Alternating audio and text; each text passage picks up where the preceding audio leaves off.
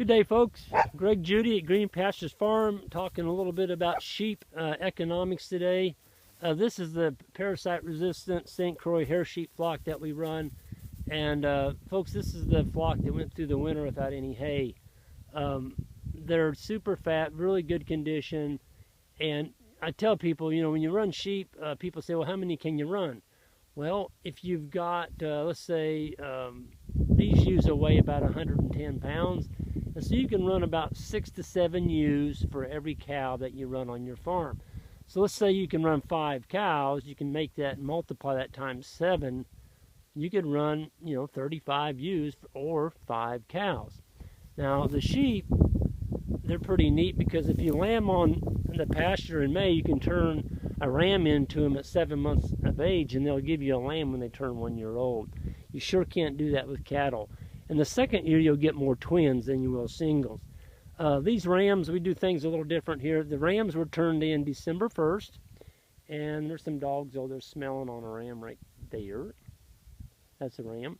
And we leave them in there. We leave them in for the whole winter. And matter of fact, those rams are not taken out until July 15th. That's when we get the young ram lambs up that were born in May. And we keep some for breeders, and some of them we castrate to make withers out of, and that's grass-fed lamb, of course. But we don't have 2 flocks to take through the winter. You don't have a ram flock, and you don't have a ewe flock. They're all one flock.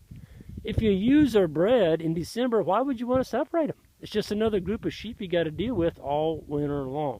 So keep them together. They're not going to breed back, and you get one good crop a year. And that ewe down there just nailed that pup. That's good, man. I love seeing that. You get a ewe, just that puppy's kind of in the middle of them sheep. He's like, I better get out of here. He got nailed. They don't even have young ones yet. These ewes are fat. They're going to start dropping twins.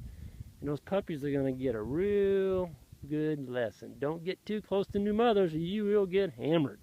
Folks, this is Greg Judy and signing off. And if you haven't got sheep in your vocabulary, you ought to think about it, because I can tell you this. A lot of those ranches out west were paid for with sheep, and son came back to farm and sold the sheep and put cattle on it, and they lost the ranch. Folks, there's money in sheep, and you need to be looking at it. Everyone have a great day.